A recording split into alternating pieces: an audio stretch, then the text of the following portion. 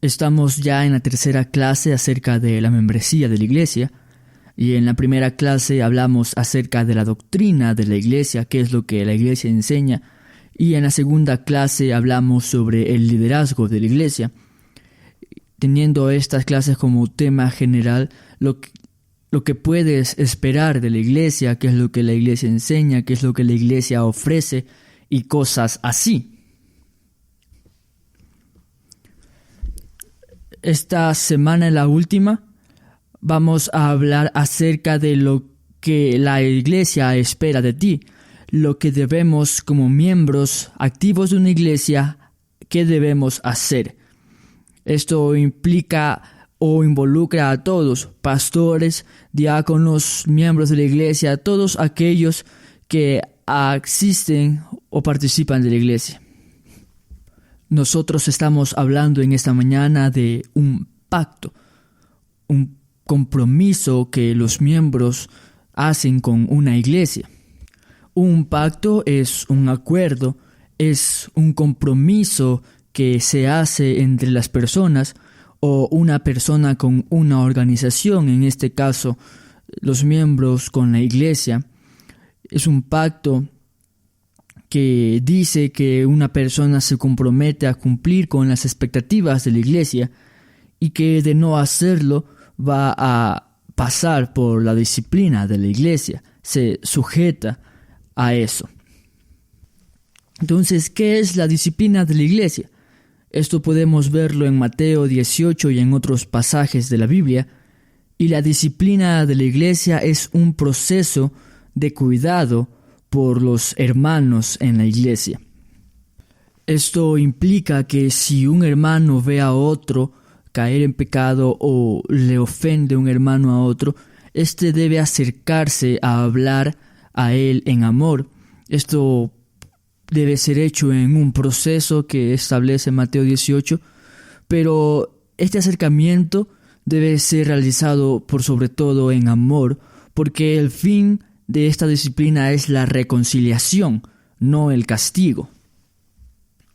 Cada parte del proceso de la disciplina tiene como objetivo la restauración. Y la primera parte es acercarte a esa persona que ha caído en pecado y decirle: hermano, te he visto haciendo esto que no está bien. O si ha sido algún asunto, una ofensa personal, debes decirle: hermano, has hecho esto contra mí que me ha lastimado.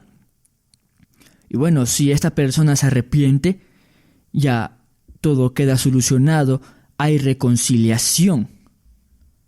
Sin embargo, si esta persona no se arrepiente, debemos llevar a 2 o 3 con nosotros y hablar con esta persona acerca de su pecado y reprenderle. Y bueno, si se arrepiente, muy bien, muy bueno, qué alegría. Sin embargo, si no se arrepiente, debemos, como dice el Evangelio según San Mateo, decirlo a la iglesia. Debe ser dicho a la iglesia para que su pecado sea confrontado. Y si esta persona se arrepiente, pues muy bien, gracias a Dios. Sin embargo, si no lo hace, dice la palabra que debemos tenerlo por gentil, por publicano, por incrédulo. ¿Y esto qué significa? ¿Que no vamos a hablar con él? ¿Que no vamos a tratar con él? No significa esto. Significa que debemos tratarle como si fuese un incrédulo, y esto implica que no va a existir la misma comunión y el mismo compañerismo que existe entre los creyentes.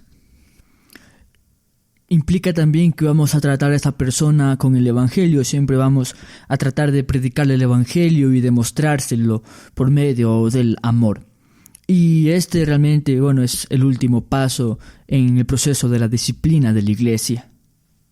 Y entonces, al firmar este pacto, este compromiso con la iglesia, estoy diciendo que si no vivo conforme a las expectativas de la iglesia, si no vivo conforme a lo que la iglesia enseña, voy a someterme a la disciplina de la iglesia.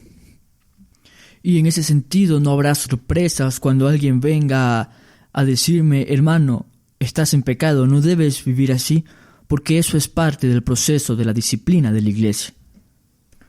Y si obviamente una persona no se arrepiente de su pecado tras el proceso de la disciplina de la iglesia, va a llegar un momento en que se lo trate como que no es miembro de la iglesia.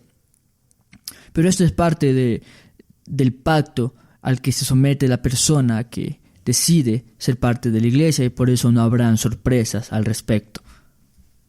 Y bueno, hay ciertos requisitos bíblicos normales que debemos cumplir para ser miembros de la iglesia. Y el primer requisito para ser miembro de la iglesia es ser creyente, es ser un verdadero cristiano. Y esto tal vez nos parece algo obvio, pero en realidad hay mucha gente que primero dice ser cristiano y no lo es, y por eso es necesario aclarar esto. Y además hay otras personas que no son cristianas, aceptan que no son cristianas, pero quieren ser miembros de la iglesia. Y es por esto que afirmamos que el primer paso para ser miembro de la iglesia necesariamente es ser un creyente en Jesucristo.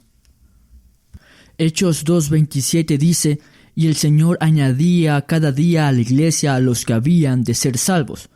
No dice que añadía a la iglesia a los malvados o incrédulos, sino que añadía a la iglesia a los que habían de ser salvos. Y esto implica que estas personas habían creído en el nombre de Jesucristo. Esto implica que ellos habían creído en el Evangelio. Y en esto debemos entender que hay una gran diferencia entre simplemente saber los hechos acerca de Jesús y creer en Él. Puede ser que una persona sabe que Jesús vino al mundo, puede ser que una persona sabe que Jesús vivió una vida perfecta, que murió por nuestros pecados y que resucitó. Y puede ser que sabe todo esto y está de acuerdo con todas estas realidades, pero esto no necesariamente significa que ha creído.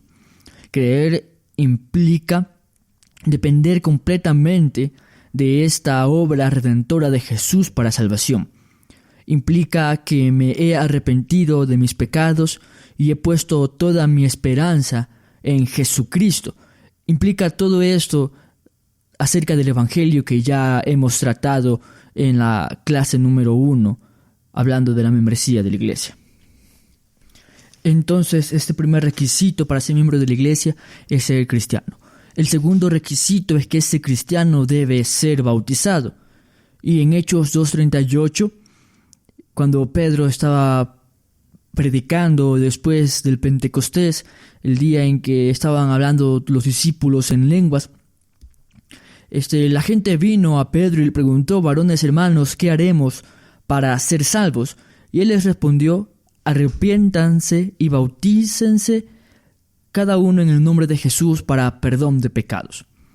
Vemos entonces que el bautismo es algo que viene después de creer en Jesús y que es necesario para identificarse con la familia de Dios, para identificarse plenamente con Jesús en su muerte y resurrección, en su muerte que implica nuestra muerte al pecado y en su resurrección que implica nuestro nuevo nacimiento a una vida nueva.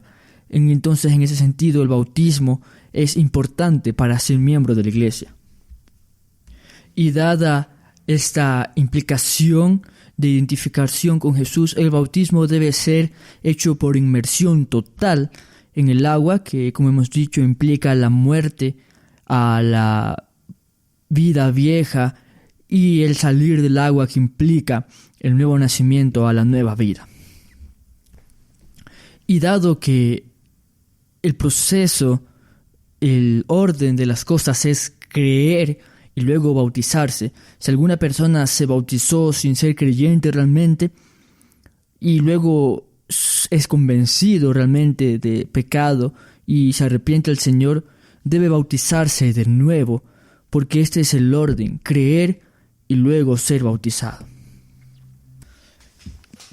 Y esto no solo lo vemos porque es el orden que se establece en la Escritura, sino que además el bautismo implica un cambio de bando, un cambio de identidad. Implica el hecho de que ya no me identifico como alguien independiente de Dios, como alguien rebelde hacia Dios Ya no me identifico como alguien que no necesita de Dios, sino como alguien completamente dependiente de Dios en Jesucristo. Y también es importante comprender acerca de el bautismo que no es necesario conocer toda la doctrina del bautismo para que el bautismo sea válido. Es necesario ser un creyente genuino y real en Jesús. Y hay indicadores de que realmente una persona es creyente. Y primero es que se arrepiente de sus pecados y confía plenamente en lo que Jesús hizo. Y obviamente también van a verse frutos, en el sentido de que van a haber cambios en su forma de pensar, en las intenciones y deseos de su corazón. Va a ir dejando progresivamente los pecados habituales en obediencia a la palabra de Dios y va a procurar y va a esforzarse por hacer las cosas que a Dios agradan. Sin embargo, sabemos, y la misma Biblia lo declara, que en esta vida nadie es y nadie será perfecto. Hubo una sola persona que fue perfecta en toda su vida y fue Jesucristo.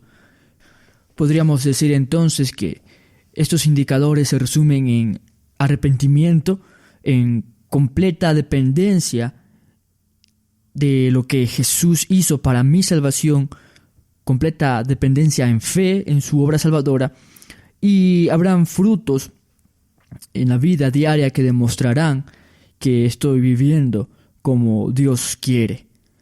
Y si no hay esto, si no hay una vida arrepentida, si no hay una completa dependencia en Jesús, si no hay fruto espiritual, si no hay cambios en mi vida, entonces sí debería una persona considerar si realmente es cristiana o no. Y tenemos una base bíblica para entender mejor este asunto y tiene que ver con Romanos 7:15, cuando Pablo dice: porque lo que hago no lo entiendo, pues no hago lo que quiero, sino lo que aborrezco, eso hago. Y si lo que no quiero, esto hago, apruebo que la ley es buena. Y este pasaje nos demuestra entonces una lucha espiritual, una lucha interna contra la carne que el apóstol experimentaba y que todo cristiano va a experimentar, porque Dios cambia nuestro corazón y vamos a notar que hay pecado y vamos a querer luchar. El problema radicaría en una persona que no quiere luchar contra su pecado, que tal vez ve el pecado y dice: no, está bien, no hay problema. Allí entonces sí debemos preocuparnos. Mientras nuestro corazón esté en una constante lucha contra el pecado, podemos confiar en que Dios ha obrado en nosotros. Un aspecto importante de mencionar acerca del bautismo es que debe ser hecho en el nombre del Dios Trino, como nos muestra Mateo 28 cuando dice: y bautizándoles en el nombre del Padre y del Hijo y del Espíritu Santo. Si bien Hechos dice bautizándolos en el nombre de Jesús, es para hacer énfasis e hincapié en que la salvación se consigue solo por medio de Jesucristo, además de que en un contexto judío esto hacía a Jesús igual a Dios mismo. Pero el pasaje de Mateo es revelador y nos muestra que debemos ser bautizados en el nombre del Dios Trino y debemos hacerlo así, creemos que debemos hacerlo así. Y el tercer requisito para ser miembro de la iglesia es vivir una vida moral. Y como ya hemos mencionado, no se trata de vivir una vida perfecta, lo cual no es realmente posible. Sin embargo, sí se trata de vivir una vida constantemente luchando contra el pecado. Se trata de querer obedecer a Dios, se trata de odiar el pecado, de rechazar el pecado, de no abrazar el pecado, de no cultivar hábitos de pecado cualquiera que fueren estos. Se trata de denunciar el pecado cuando fuere necesario. Eso además implica que estamos madurando espiritualmente. Es decir, no queremos solo conocer a Jesús y quedarnos allí como bebés para siempre tomando leche. No, anhelamos comer carne, anhelamos crecer espiritualmente en el conocimiento del Hijo de Dios. Esto significa también que vamos a arrepentirnos cuando hay pecado, que vamos a confesar nuestro pecado delante de Dios y va a haber una actitud de arrepentimiento respecto del pecado, y por ende no vamos a cultivar, como ya hemos dicho, hábitos de pecado. Significa que vamos a luchar, pero una lucha real contra el pecado. Esto es así porque obedecer significa que amamos a Dios. Juan 14:6 dice: si me amáis, guardad mis mandamientos. Y segunda de Juan, el versículo 6 dice: y este es el amor, que andemos según sus mandamientos. Y Colosenses 3, del 5 al 20, es un pasaje muy hermoso para nosotros porque nos enseña que es un proceso de hacer morir el pecado. Y es un pasaje un poco fuerte porque no queremos pensar en el homicidio hacia otra persona, eso nos parece algo fuerte, pero de esa forma debemos tratar al pecado, debemos hacerlo morir, debemos matar al pecado. Pero este es solo un lado de la moneda. Hacer morir el pecado es un lado de la moneda. El otro lado de la moneda es perseguir la santidad de Dios. Es procurar hacer lo bueno, es procurar abundar en buenas obras. Y esto lo hacemos basados en la salvación que ya tenemos en Jesús. La vida moral que debemos vivir la vivimos basados en la salvación que ya tenemos, no para ganar nuestra salvación ni para mantener o sostener nuestra salvación, porque ésta depende únicamente de Jesucristo. Él fue el que nos salvó y Él es quien completará esa salvación en nosotros. Como dice Filipenses 1:6, el que comenzó en vosotros la buena obra, Él mismo va a terminarla. Y esto lo hará por medio de las buenas obras que Él preparó para nosotros de antemano. Él fue quien preparó antes de que nosotros naciésemos estas buenas obras para que anduviésemos en ellas, como dice Efesios 2. Entonces es esto lo que implica vivir una vida moral. Pero otro aspecto es el anhelo de crecer espiritualmente, el anhelo de estar en comunión con Dios por medio de la oración, el anhelo de escuchar las palabras de Dios por la lectura de la Biblia, por la memorización de la Biblia, por la meditación en la palabra de Dios, además del anhelo de estar juntos con otros cristianos. El siguiente punto a hablar es acerca de los diezmos y las ofrendas. Y como podemos saber, el diezmo, que es parte de la ley de Moisés, implicaba dar el 10% de lo que se había recibido, implicaba dar el 10% de lo que Dios había bendecido. Pero sabemos que el pueblo de Dios del Nuevo Testamento no está bajo la ley, sino bajo la gracia. Y esto implica que los cristianos no están sometidos al requisito de dar el 10%. Sin embargo, existe una expectativa de que el cristiano va a dar por lo menos el 10%. Por lo menos. Esto significa que los cristianos del Nuevo Testamento son más generosos. Somos caracterizados o debemos ser caracterizados por la generosidad. Esto significa que con mucha más frecuencia debemos dar más que el diezmo. El diezmo en ese sentido es la base, es la expectativa de Dios, de que su pueblo va a responder con generosidad para cuidar de los hermanos, para cuidar de los necesitados. Y esto también implica que debemos dar para aquellos que predican el Evangelio. La Biblia nos muestra muchos pasajes que dicen que debemos dar para aquellos que están involucrados en la obra del Señor.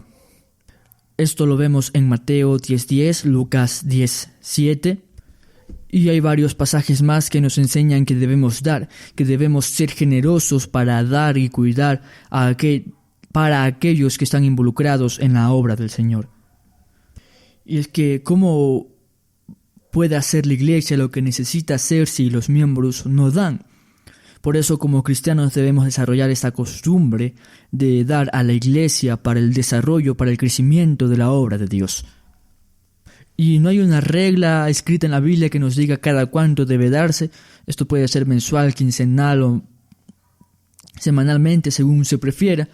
Y en ese sentido, las personas deben acostumbrarse a hacer cuentas de cuánto les ingresa mensual, semanal o quincenalmente, y en relación a esos ingresos apartar una porción de esos ingresos para dedicarlo a la obra del Señor y ponerlo en las ofrendas. Y el separar esta porción nos ayuda a estar preparados para dar a Dios con alegría, con un corazón alegre, no por obligación.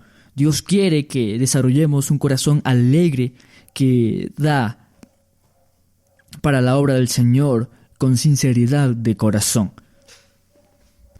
Y queremos aclarar que esta es una expectativa de la iglesia para los miembros. Si hay gente que asiste a la iglesia pero no es miembro o invitados, no vamos a obligarles ni queremos que se sientan obligados o incómodos para poner una ofrenda que no sea voluntaria. No vamos a cerrar las puertas esperando que todos pongan su ofrenda. Esta es una expectativa para los miembros y es una expectativa para que lo hagan de corazón sincero y de corazón agradecido.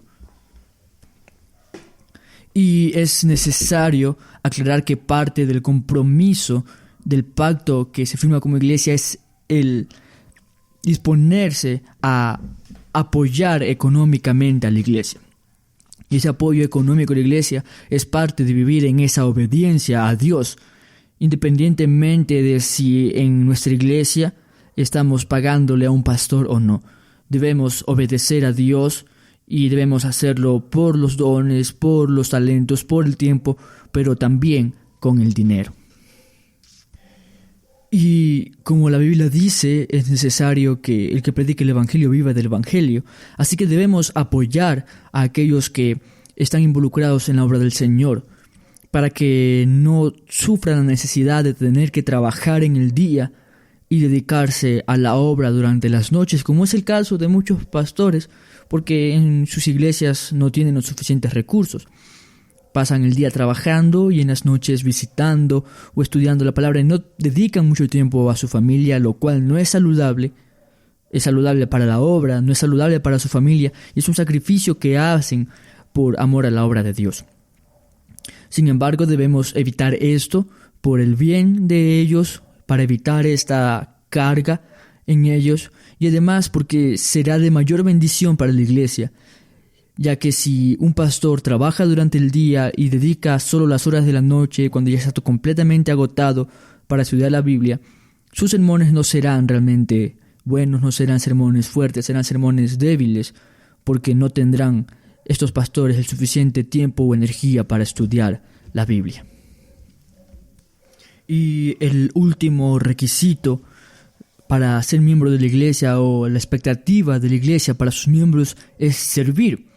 Gálatas 5:13 dice: porque vosotros, hermanos, a libertad fuisteis llamados, solamente que no uséis la libertad como ocasión para la carne, sino servíos por amor los unos a los otros.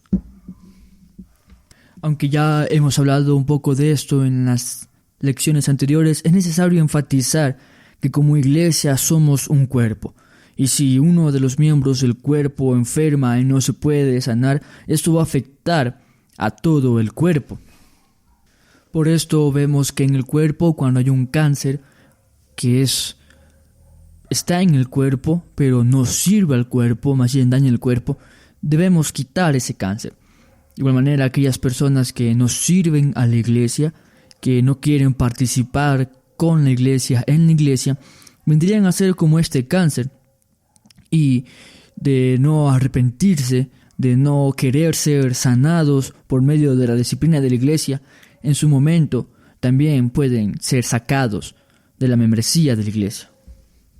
Esto obviamente no es inmediato, sino que debe pasar por todo el proceso de disciplina en la iglesia.